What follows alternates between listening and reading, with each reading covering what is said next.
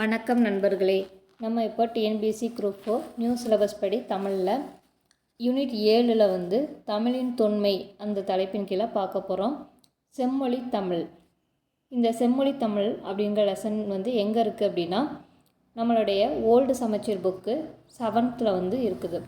சரி பார்ப்போம். ஃபஸ்ட்டு உலக மொழிகள் பற்றி சொல்லியிருக்காங்க. அதாவது உலகத்தில் 6000க்கும் மேற்பட்ட மொழிகள் காணப்படுது. அதில் பல பேச்சு மொழிகள், எழுத்து மொழிகளாக இருக்கக்கூடியது, இலக்கிய வளம் நிறைந்திருக்கக்கூடிய கொஞ்சம் சிலவே அப்படின்னு சொல்லியிருக்காங்க.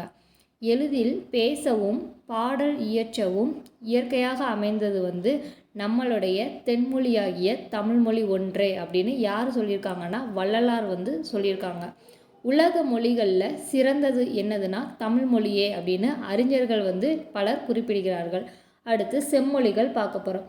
திருந்திய செவ்வியல்புகள் பொருந்திய மொழிகள் செம்மொழிகள் அப்படின்னு சொல்ல போகிறோம். அதாவது அகத்தியலிங்கம் என்ன கூறுதாங்க அப்படின்னா கிரேக்கம், லத்தீன், சமஸ்கிருதம், சீனம், எபிரேயம், அரபு, ஈப்ரு இந்த மொழிகள் எல்லாம் செம்மொழிகள் அப்படின்னு பட்டியலிடுகிறார். யாருன்னா அகத்தியலிங்கம். இதில் கிரேக்கம், லத்தீன், சமஸ்கிருதம் இந்த மொழிகள்லாம் இன்னைக்கு பேச்சு வழக்கிலேயே கிடையாது. அடுத்து செம்மொழி தன்மை தமிழுடைய சிறப்பு. உலகத்தில் இன்றைக்கி வழங்கக்கூடிய மொழிகள் தோன்றுவதற்கு முன்பாகவே எண்ணற்ற இலக்கண இலக்கிய வளங்களை கொண்டது என்னதுன்னா நம்மளுடைய தமிழ்மொழி. உலகத்திலேயே மொழிகள் மற்ற மொழிகள் தோன்றுவதற்கு முன்னாடி தோன்றியது எது அப்படின்னு பார்த்தோம்னா நம்மளுடைய தமிழ்மொழி தான் அப்படின்னு சொல்கிறாங்க. தொல்காப்பியம், 10 பாட்டு, 8 தொகை, 11 கீழ்கணக்கு, சிலப்பதிகாரம், மணிமேகலை, முத்தொள்ளாயிரம், இறையனார் அகப்பொருள் இந்த செவ்வியல் இலக்கியங்கள் தமிழை செம்மொழி அப்படின்னு நிலைநாட்டுவதற்கு ஒரு சான்றாக காணப்படுகின்றன. நம்ம 11 கீழ்கணக்கில் இருக்கக்கூடிய திருக்குறளுக்கு இணையாக வேறு எந்த நூலும் உலகத்தில் இல்லை அப்படின்னு சொல்கிறாங்க. அதுக்கப்புறம் டாக்டர் க்ரௌல் அவர் என்ன சொல்கிறாரு அப்படின்னா தமிழ் மொழி ஒரு அழகான சித்திர வேலைப்பாடு அமைந்த ஒரு வெள்ளித்தட்டு. தமிழ்மொழி ஒரு வெள்ளித்தட்டு.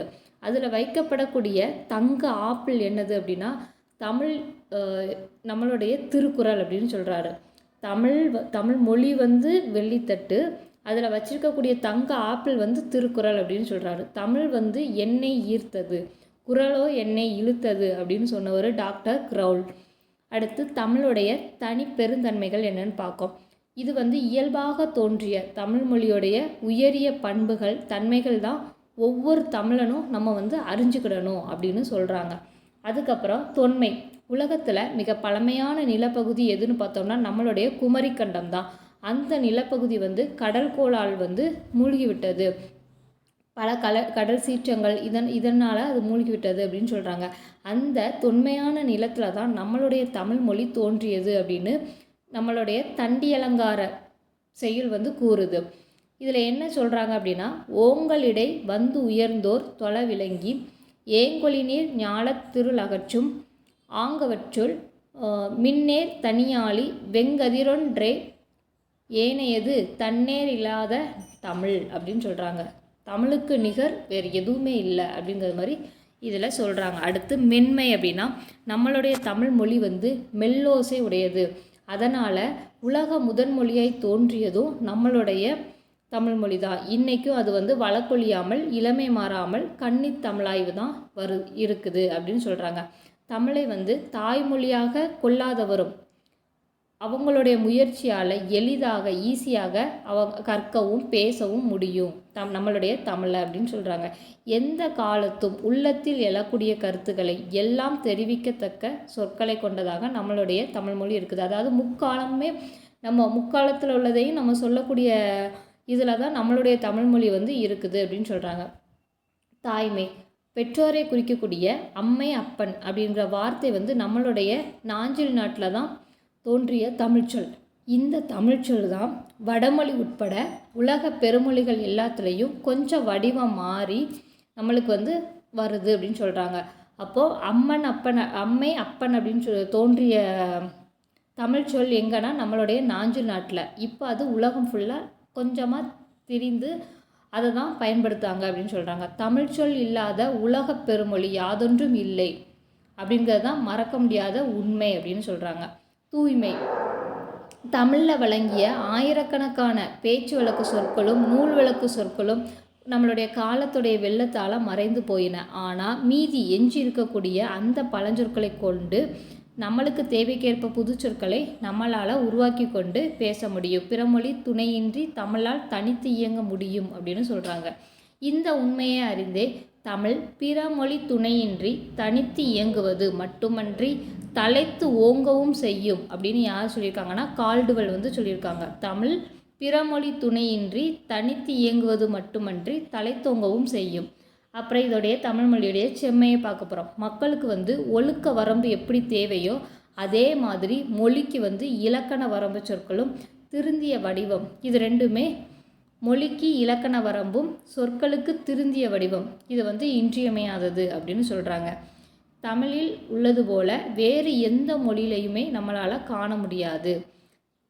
அதனால தான் இதை செம்மொழி செந்தமிழ் அப்படின்னு சொல்கிறோம் அப்படிங்காங்க. மும்மை முதல் சங்கத்திலிருந்தே இசையும் நாடகமும் இயற்றமிழோடு இணைந்து முத்தமிழென வழங்கி வரலாயிற்று. அதனால் முதல் இரு சங்கத்திலும் வழங்கிய இலக்கண நூல்கள் முத்தமிழ் பற்றியதாகவே காணப்படும். இயற்கை வளர்ச்சி எல்லா சொல்லும் பொருள் குறித்தனவே அப்படிங்கிறத தொல்காப்பிய நூற்பா. தொல்காப்பியம் என்ன சொல்லுது அப்படின்னா எல்லா சொல்லும் பொருள் குறித்தனவே. தமிழில் இடுகுறி பெயர்கள் மிகவும் கம்மி தான். ஒருமை பன்மை அப்படிங்கிற 2 வகை எண் மட்டும்தான் தமிழில் இருக்குது. ஆனால் வடமொழியில் ஒருமை இருமை பன்மை என 3 வகை எண் இருக்குது. தமிழில் உயிர்களுக்கு மட்டுமே பால் வேறுபாடுகள் உண்டு. ஆண்பால் பெண்பால் பலர்பால் இந்த மாதிரி நம்ம சொல்லுவோம். அப்போது பொருட்களுக்கு பால் வேறுபாடே கிடையாது. ஆனால் பிற மொழிகளில் இத்தகைய பகுப்பு முறையே கிடையாது அப்படின்னு சொல்கிறாங்க. இலக்கண நிறைவு எல்லா மொழிகளும் எழுத்துக்கும் சொல்லுக்கும் இலக்கணம் கூறும். ஆனால் தமிழ் அவற்றோடு சேர்ந்து வாழ்வியலுக்கான பொருள் இலக்கணத்தையும் கூறும். அதாவது அகம் புறம் என 2 வகையாக பகுத்துள்ளது தான் நம்மளுடைய தமிழ் மொழி. செய்யுள் சிறப்பு பண்டை தமிழ் இலக்கியங்களும் இலக்கணங்களும் செய்யுள் வடிவிலேயே தான் காணப்படும். நம்ம ஒரு இலக்கியத்தை எடுத்துக்கிட்டாலும் இலக்கணத்தை எடுத்துக்கிட்டாலும் அது செய்யுள் வடிவில் தான் அமைந்திருக்கும். கலிப்பா முதலான செய்யுள் வகைகள் வேறு எந்த மொழியிலையுமே கிடையாது. நம்ம மொழியில் மட்டும்தான் கலிப்பா போன்ற செய்யுள் வகைகள் காணப்படுது. அணிச்சிறப்பு புலவர்கள் செய்யுளுடைய சிறப்புக்காக உவமை உருவகம் இந்த அணிகளை பயன்படுத்தி பாடல்களை பாடியிருப்பாங்க. அடுத்து நூல் சிறப்பு ஆயிரக்கணக்கான தமிழ் நூல்கள் இயற்கை சீற்றங்களாக அழிந்து போயிட்டு. ஆனால் கிடைத்தவற்றுள் கொஞ்ச நூல்கள் சங்ககால நூல்கள் தமிழருடைய தம் மொழியையும் பண்பாட்டையும் விளக்குவதாக காணப்படுகின்றது. இத்தகைய விழுமிய வியத்தகு பண்பாடுகளையும் நூல்களையும் கொண்டது தான் நம்மளுடைய தமிழ் மொழி. அதனால் நம்மளுடைய தமிழ் மொழி உயர்தனி செம்மொழி. தமிழ் மொழியை உணர்ந்து நம்ம கற்றுக்கிடணும் அப்படின்னு சொல்கிறாங்க. நம்ம அதை பாதுகாக்கவும் செய்யணும் தமிழ் மொழியை. இப்போ இதனுடைய புக் பேக் பார்க்க போகிறோம். உலகில் மிக பழமையான நிலப்பகுதி எது அப்படின்னா நம்மளுடைய குமரி கண்டம் தான். தமிழில் இடுகுறி பெயர்கள் மிகவும் குறைவு. எல்லா மொழிகளும் எழுத்துக்கும் சொல்லுக்கும் இலக்கணம் கூறும். புலவர்கள் செயல்களுக்கு சிறப்பு சேர்க்க உவமை உருவகம் பயன்படுத்தி அழகு சேர்த்தனர். அடுத்து சரியான விடை உலக மொழிகளில் சிறந்து விளங்குவது நம்மளுடைய தமிழ் மொழி. அம்மை அப்பன் என்னும் சொல் வழங்கும் நாடு நாஞ்சில் நாடு. வாழ்வியலுக்கு இலக்கணம் கூறும் மொழி தமிழ் மொழி. நன்றி.